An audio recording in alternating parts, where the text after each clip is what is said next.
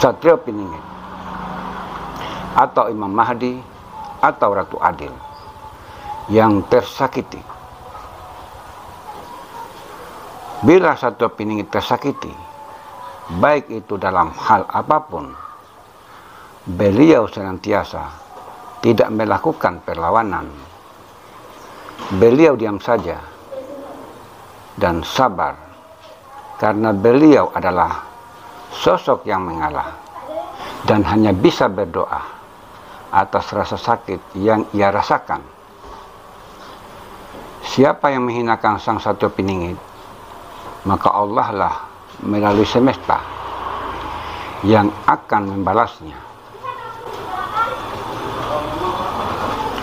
Sang Satrio Piningit terlahir dari seorang manusia biasa pada umumnya.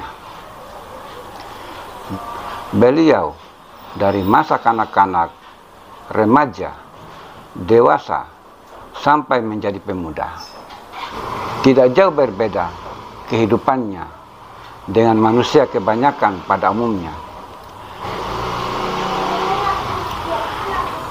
Dalam bermasyarakat, adanya sebuah kehidupan yang sifatnya bergotong royong, saling menghormati, menghargai satu sama lain, dan berbaur di tengah-tengah kehidupan masyarakat.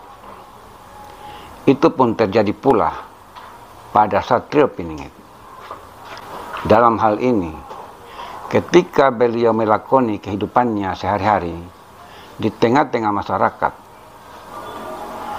beliau selalu berperilaku seperti manusia biasa, mengedepankan adab sopan santun, tidak merasa diri paling hebat, tidak merasa diri paling pintar, tidak meremehkan orang lain.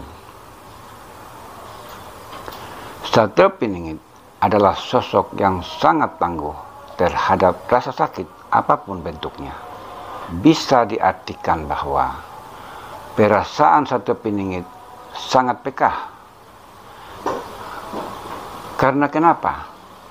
Ketika dirinya tersakiti, maka seakan-akan sensor kerohaniannya atau kalbunya menjadi sangat tajam.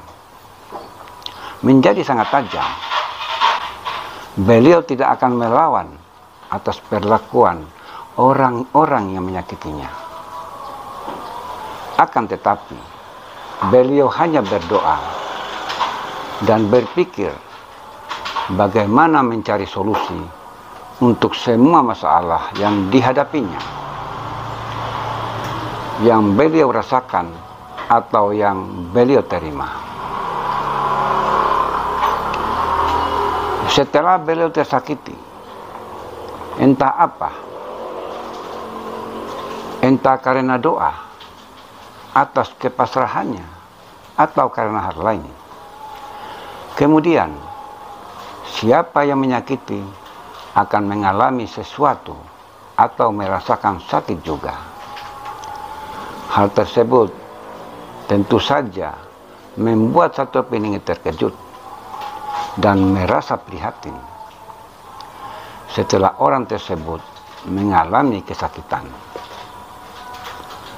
Maka dengan tanpa diminta, Sang Satrio Piningit akan mendoakan untuk kesembuhan dan kebaikan orang tersebut. Satrio Piningit merupakan seorang yang welas asih kepada siapapun, meskipun seseorang itu sudah menyakitinya, dan sikap rendah hati yang senantiasa membuatnya mengalah.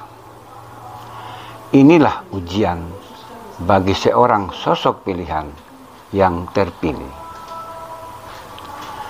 Jadi, orang-orang yang tidak bertanggung jawab, yang selalu menghina, mengejek, memfitnah, dan seterusnya, disinilah beliau diam. Beliau pasrah. Karena kenapa?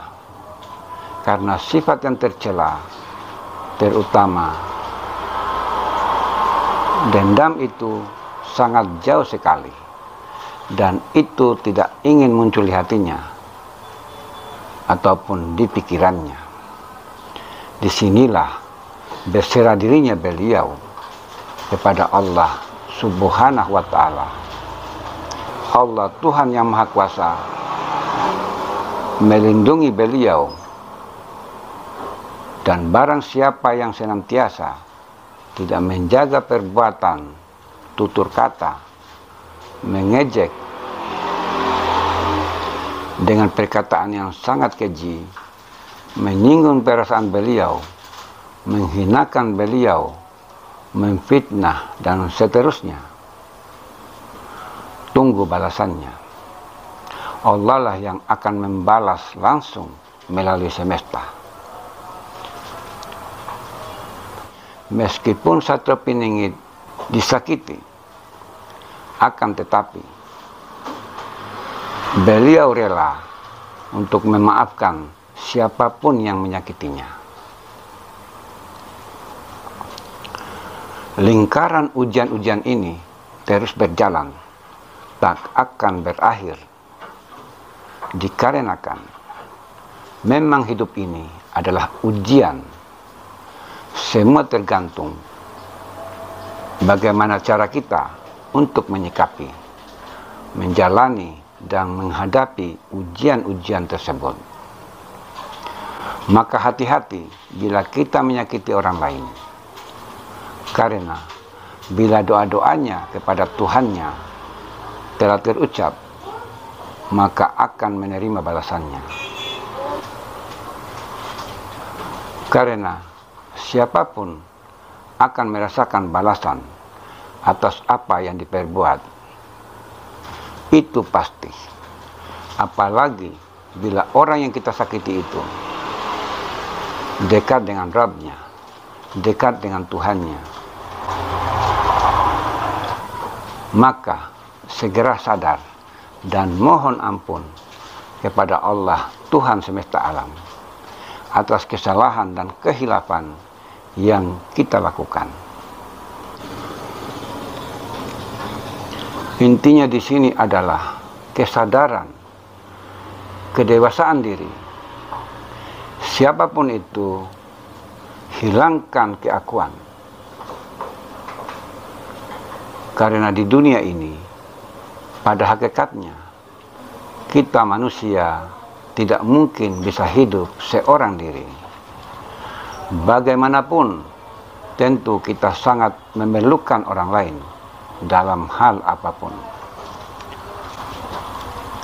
Kiranya apa yang menjadi pembahasan pada video pendek ini, mudah-mudahan kita selalu diberi kesehatan, diberikan keselamatan, dijauhkan dari segala mara bahaya, dimudahkan dari segala urusan, dan semoga kita selalu berada di jalan yang diridhoinya, yaitu jalan yang diridhoi oleh Allah Tuhan yang Maha Kuasa.